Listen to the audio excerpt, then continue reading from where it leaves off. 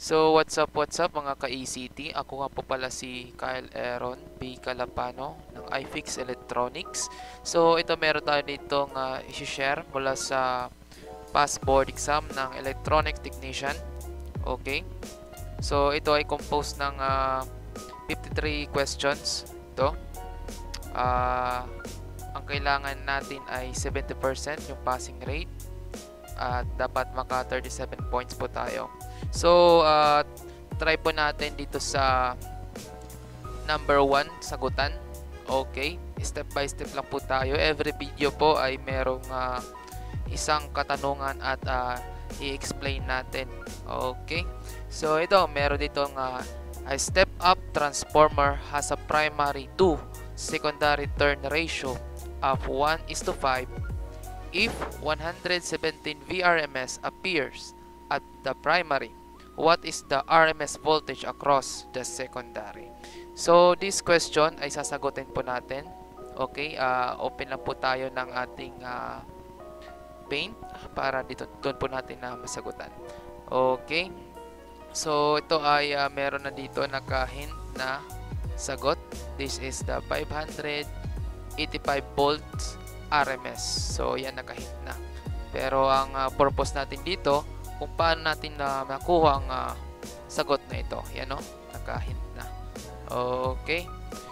Okay, before we start to answer the question in our past board exam, gusto ko po munang explain yung principle ng transformer.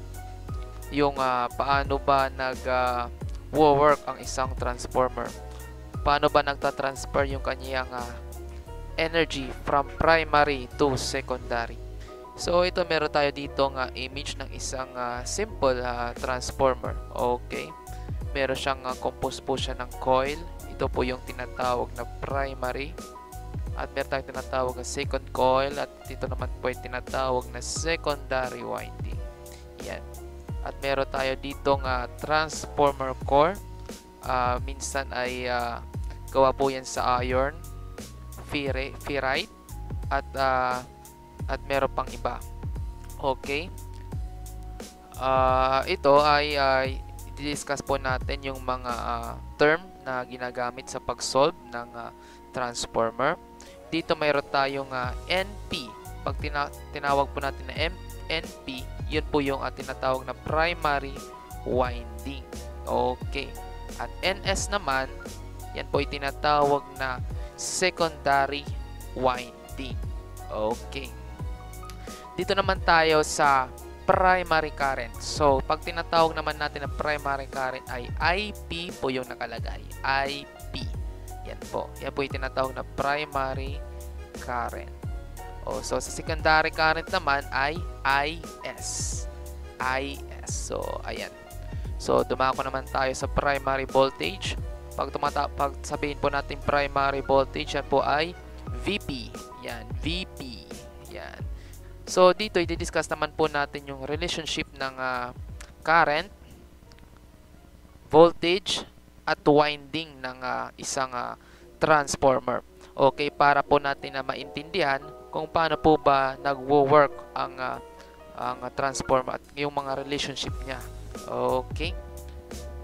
So, dito ay discuss natin.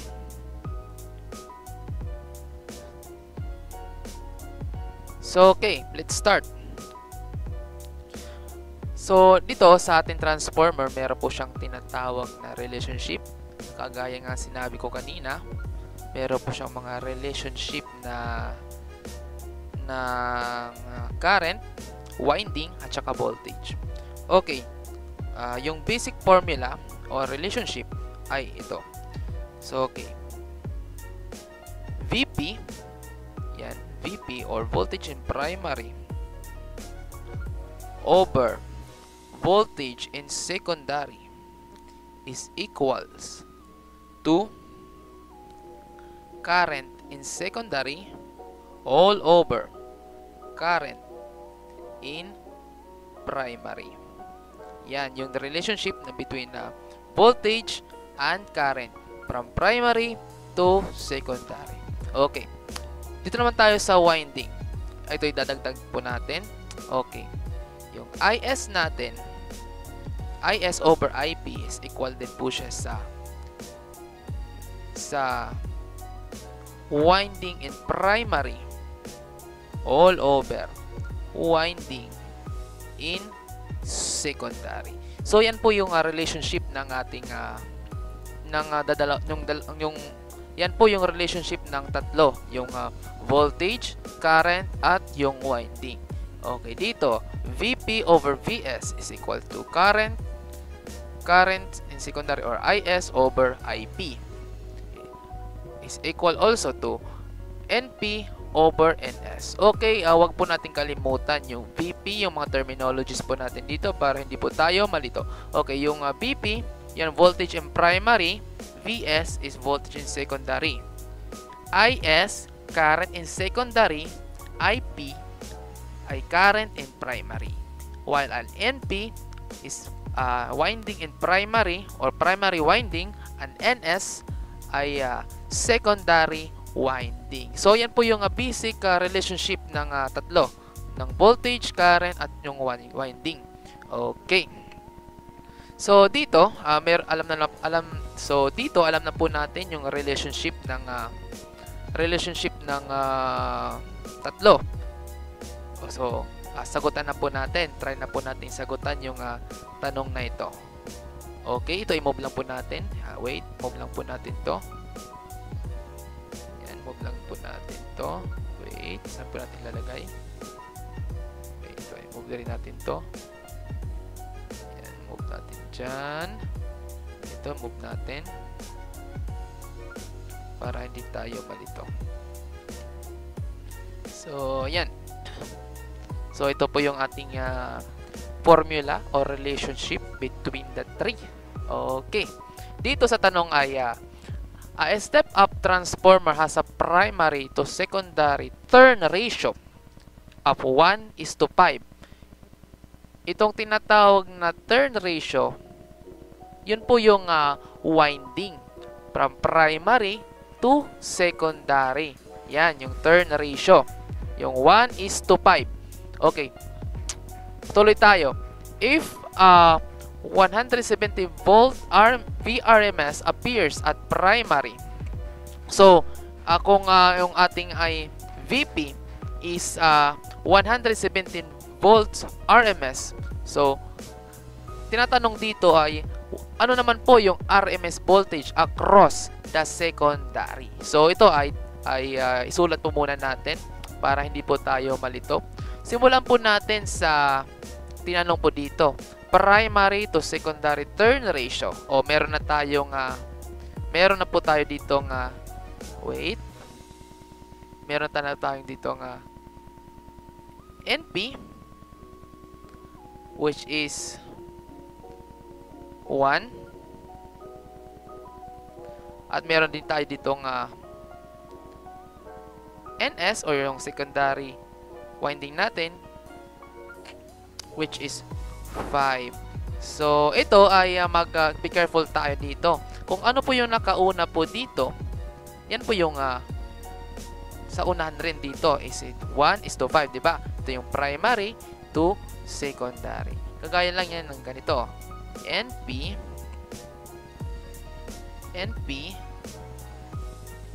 is to NS. Yan, kagaya lang yan ng ganyan. Okay. Kung wag tayong malito dito, wag po natin pagpalitin dahil hindi po tayo makakakuha ng exact answer. Okay? Kuha ba? So, kaya sinabi ko na kung ano yung arrangement, yun ang ipa-follow po natin. Okay? So, okay. Yan. So, okay. Meron na tayong winding in primary at winding in secondary. Yan po ay 1 at 5. Okay. So, dito naman tayo sa clue, sa pangatlong clue. 117 VRMS appear in primary. So, meron na tayo dito VP or voltage in primary. Wait, okay, voltage in primary, which ito. Ano ba ito? Wait.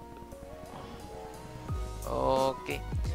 Dito, meron tayong VP, voltage in primary, which is 117 VRMS.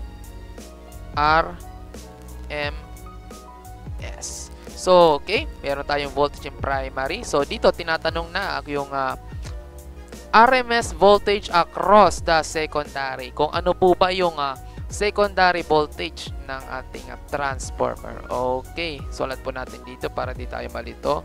Yung VS. Yung VS po natin, yung po yung ating hinahanap. Okay. Kuha ba? Kuha ba natin? Yan. Yan po yung ating hinahanap, yung ating VS. So, okay, from the formula, yan. So, dito wag po tayong malito sa RMS voltage. RMS voltage, since na yung ating given na primary voltage is RMS, naka-RMS na. So, no need to worry. RMS din po yung ating sagot dito.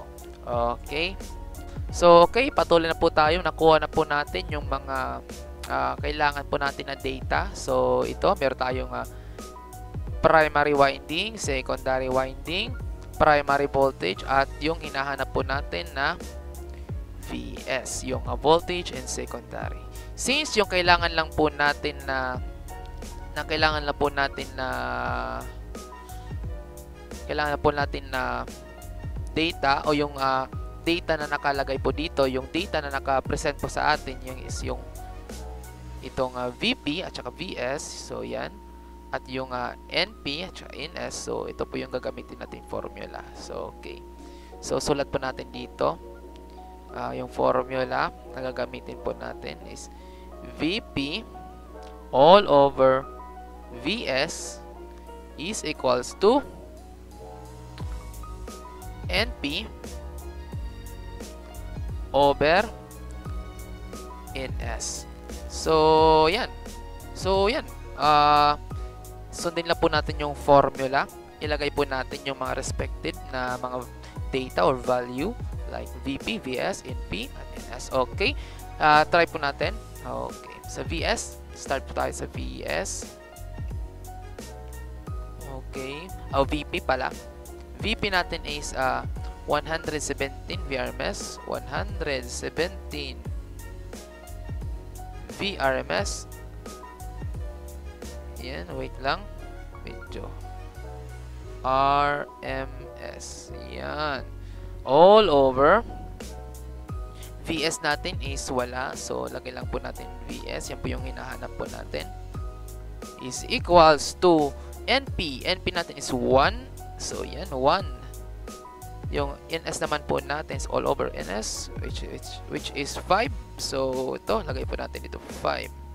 So, ayan, nakalagay na po yung ating mga data sa in properly manners of our formula. Ayan, okay, properly manners. Okay. So, ito, gawin po natin ay cross multiply. Cross multiply lang natin to. Ayan. Okay. Cross multiply natin, which is 117, wait. Cross multiply natin is 117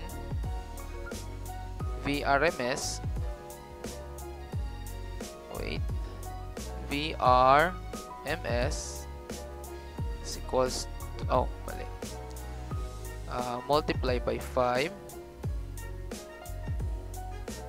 Multiply by 5. Yan. Equals to VS multiply by 1. Yan, multiply by 1. So, ito para maging masolon yung VS. So, makuha po natin yung voltage in secondary. Dapat natin matanggal itong 1 na to. Okay. So, gawin natin is divide both side by 1. Okay. Yan. So, ito cancel. Cancel. So, ito. So, yung ating VS, which VS is equals to,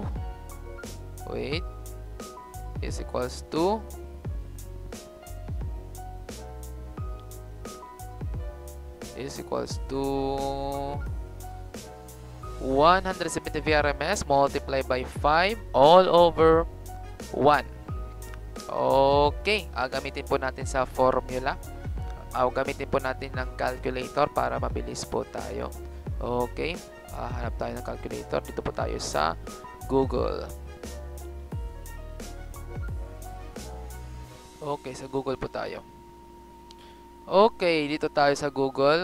Okay, 117 multiply by 5 divided by 1 it is equals to 585 volts VRMS. Okay, 585 VRMS. So, yan po yung ating sagot. So, okay, which is equal to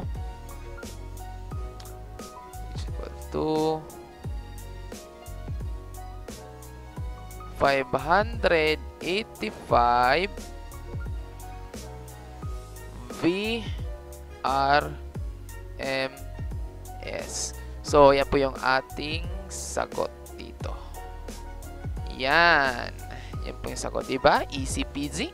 Okay, basic lang, diba? Need lang natin malaman yung relationship ng voltage, current, at yung winding sa transformer. Okay, so yan yung sagot po natin. Tingnan po natin kung nagtugma dun sa sagot natin sa ating pinapasagutan. Wait. So yan, tama. Nakuha po natin yung ating sagot dito. Yan. So yun lang sa video na to. So sa susunod na video ulit, mag-share po tayo ng panibagong tanong at panibagong pag-share ng about sa electronic technician licensure examination. Ito po ay magaling po sa past board exam. Okay, try po natin yan sa susunod na video. Okay, thank you guys and God bless. Sana ay matutunan po kayo sa aking munting pag-share. Okay, thank you.